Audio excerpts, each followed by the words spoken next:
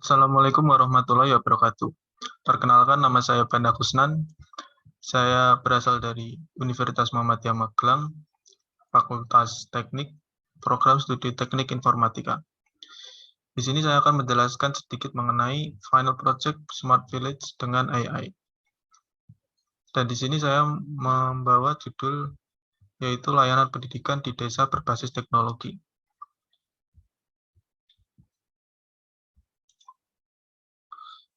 Lalu apa itu Smart Village?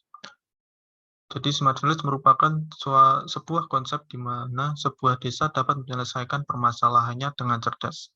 Konsep Smart Village juga harus didukung oleh beberapa komponen agar penerapannya memberikan dampak positif dan maksimal. Komponen itu sebenarnya ada beberapa macam, namun yang digunakan pada final project Smart Village ini yaitu menggunakan basis teknologi. Selanjutnya, rumusan masalah. Jadi pada daerah saya, tepatnya di Kelurahan Muntilan, memiliki jumlah penduduk yang mulai tinggi. Kepadatan tersebut terbentuk karena adanya perpindahan tempat atau migrasi, pernikahan di usia muda, dan lain-lain. Sehingga daerah tempat tinggal saya, tingkat kelahiran pun juga mulai meningkat. Banyak anak-anak hingga remaja memerlukan pendidikan yang layak. Namun pada awal tahun 2020, Indonesia bahkan dunia mengalami pandemi COVID-19 sehingga terjadi penurunan secara drastis dari berbagai sektor, terutama pada sektor pendidikan. Hal tersebut akan berujung tingkat SDM di Kelurahan Muntilan, bahkan Indonesia, terjadi penurunan. Maka dari itu, saya memiliki konsep yang mungkin cocok jika diterapkan di daerah tempat tinggal saya, yaitu membuat aplikasi berupa layanan pendidikan di desa dengan basis teknologi. Karena banyak anak-anak hingga remaja di desa saya butuh pendidikan yang layak agar siap menghadapi masa depan yang lebih maju. Nah, bahkan bukan hanya itu, banyak orang tua yang mengharapkan anaknya untuk mengikuti pelajaran atau berkembang dalam pendidikan yaitu dengan secara maksimal. Lalu apa itu aplikasi layanan pendidikan di desa? Jadi suatu aplikasi atau wadah pendidikan yang bertujuan untuk memberikan layanan pendidikan berbasis teknologi. Layanan ini berfokus pada penjualan jasa dari para guru yang ingin memberikan materi atau ilmu kepada para siswa secara offline dan private. Jadi layanan ini berupa pembelajaran secara offline dan privasi antara guru dan satu orang siswa agar pembelajaran dapat dilakukan secara baik dan terkondisi. Dan hal ini dilakukan pada website atau aplikasi pada smartphone. Terus kenapa harus ada aplikasi ini? Jadi menurut data yang diperoleh dari Dinas Penduduk dan Catatan Sipil, terdapat jumlah penduduk di Kelurahan Muntilan yang berumur 4-18 tahun. Dan sampel ini mengambil di usia 4-18 tahun. Pada usia anak-anak 4-8 tahun, pada jenis kelamin laki-laki terdapat lebih dari 150 penduduk. Dan yang perempuan sama jumlah penduduknya sama dengan jenis kelamin laki-laki. Lalu di usia 9-13 tahun, pada jenis kelamin laki-laki terdapat 200 sekian penduduk, sedangkan perempuan hampir sama dengan jenis kelamin laki-laki, namun lebih tinggi daripada laki-laki. Lalu pada usia 14-18 tahun, pada jenis kelamin laki-laki terdapat 200 sekian penduduk, lebih dari 200 sekian penduduk, sedangkan perempuan kurang dari 200 sekian penduduk.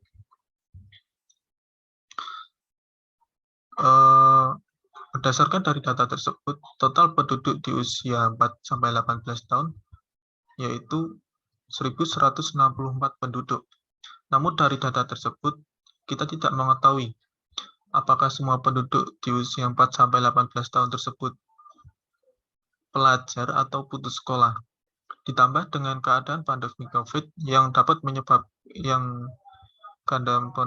menyebabkan sekolah-sekolah tutup, sehingga banyak siswa atau pelajar yang tertinggal bahkan keluar dari sekolah karena keadaan yang mungkin siswa tersebut mencari uang atau apapun itu.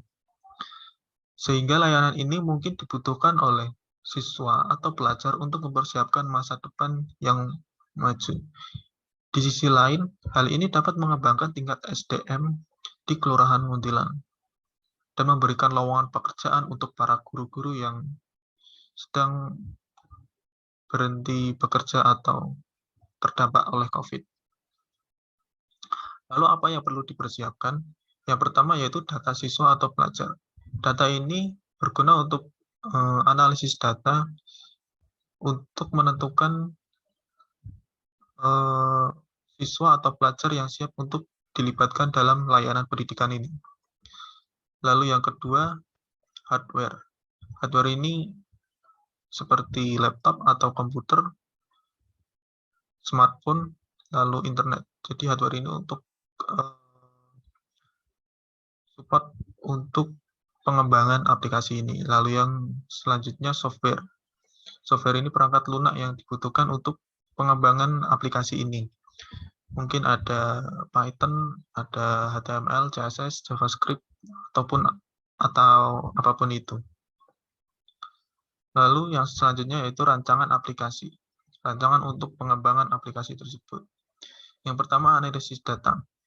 Analisis ini dari sumber yang peroleh data dari sumber yang terpercaya. Mungkin kalau jika layanan pendidikan bisa didapat dari sekolah-sekolah atau dinas pendidikan ataupun yang lain.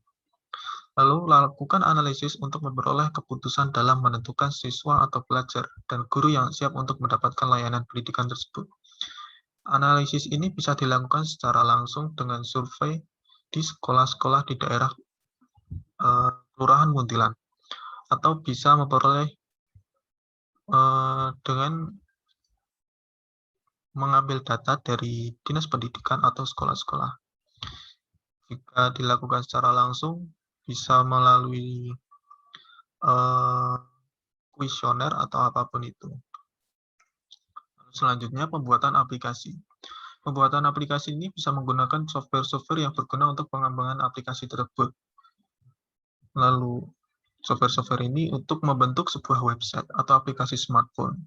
Contoh sebuah software yang dapat mengembangkan sebuah website atau smartphone yaitu HTML untuk pembuatan kerangkanya, lalu CSS untuk pembuatan untuk terlihat lebih interaktif pada sebuah website, lalu JavaScript, lalu Python untuk analisis data tersebut, atau bisa untuk sebuah server, mengatur server. Lalu untuk aplikasi smartphone yaitu bisa menggunakan Android Studio atau apapun. Mungkin cukup sekian, semoga bermanfaat. Assalamualaikum warahmatullahi wabarakatuh.